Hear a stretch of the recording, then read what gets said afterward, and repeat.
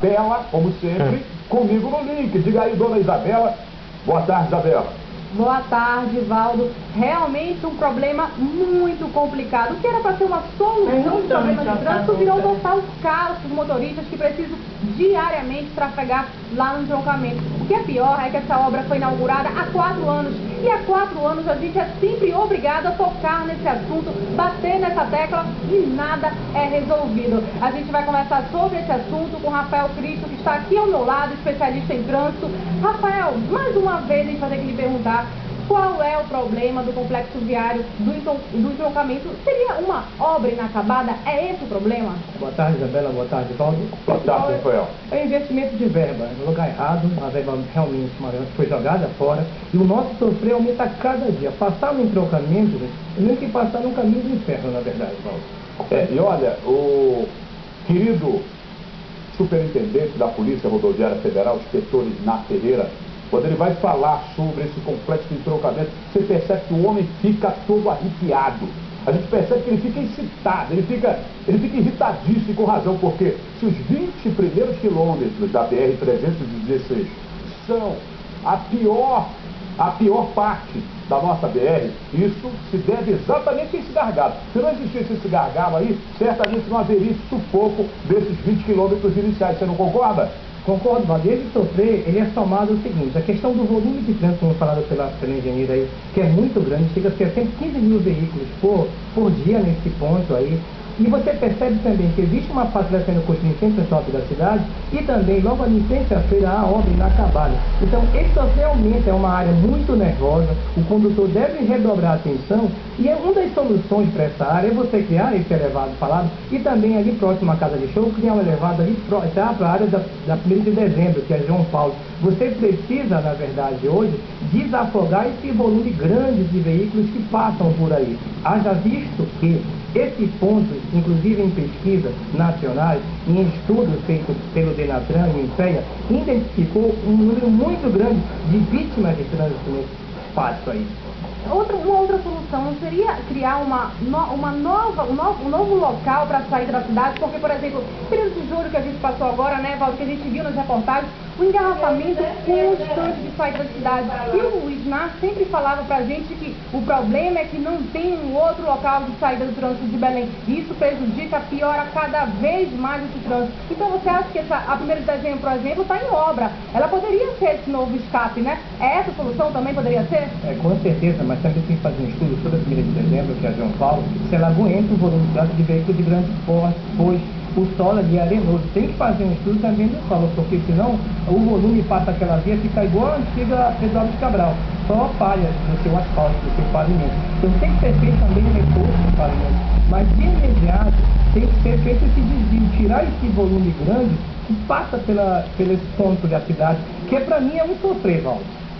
A gente tem aqui o elevado o mais recente elevado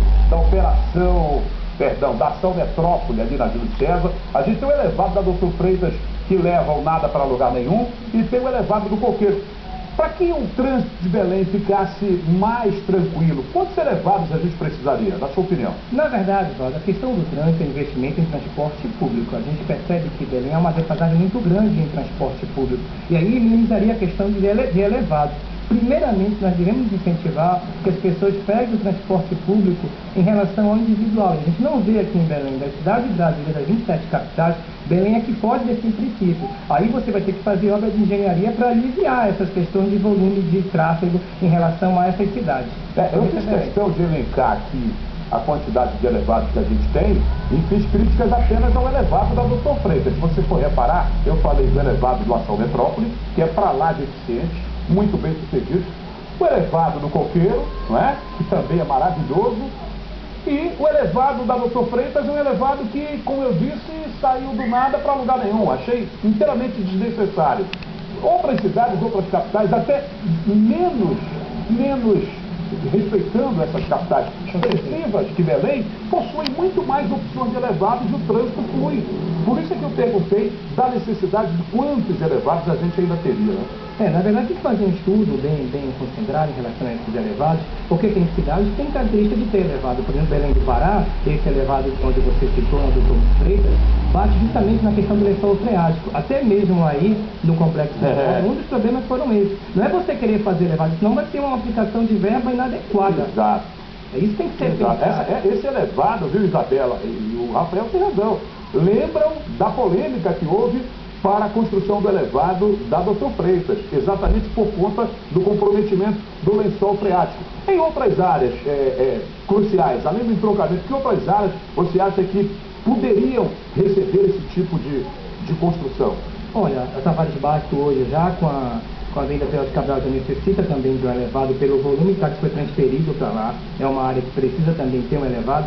E antes do complexo de entroncamento, dá para ser feito um elevado que venha descer justamente na João Paulo, para aliviar o volume de tráfego aí. E isso quem vem do sentido Marituba, Belém, não deu a Belém. Saindo de Belém, você também pode fazer uma saída pela João Paulo. A João Paulo hoje era um polo importante para aliviar o trânsito da área central, Valdo. Inclusive é um projeto para ir até a Alçaviária da João Paulo II. Exatamente, justamente, mas só que a questão da João Paulo é a questão do solo, que o solo ele é muito arenoso. Você tem um bairro chamado Curió, que o volume de tráfego lá, sendo muito grande, a tendência do asfalto se perder logo, entendeu? E lá onde tem uma passarela, inclusive. A gente vê vários projetos, como você está citando, vários projetos no papel, e a gente fica receoso de cair no mesmo erro que aconteceu com o Complexo Viário. O Complexo Viário era um projeto completo, cheio de promessas de melhoria de trânsito, e nada foi resolvido. Como é que a gente pode fazer para que esses novos projetos não caiam no mesmo erro do Complexo Viário? A questão tem acompanhamento do Ministério Público aí. Tem que ter um acompanhamento do Ministério Público justamente para evitar essas questões também. O Ministério Público tem que estar atuando, porque essa verba, essa área de complexo viário, ela foi totalmente alterada. Para você ter uma ideia, há uma área central de ônibus circula pelo meio aí no projeto original. E hoje você vê uma ciclovia. E essa ciclovia, você chega por exemplo, aí no complexo viário, a partir daí você tem que se virar, porque você não tem mais área para circular. O risco de você provocar uma colisão é muito grande, né? Então a conclusão existem erros de execução de obras lá no complexo viário, é essa? Com certeza, erro de execução, erro de estudo tem que ser feito com calma, um estudo elaborado há anos, porque senão reflete o sentido pela sociedade todo dia. Tá bom, daqui a pouco eu volto com você, Rafael, daqui a pouco eu volto com você, Isabela, tem mais um assunto para a gente debater aqui no Balanço Geral. E esse assunto é outro problema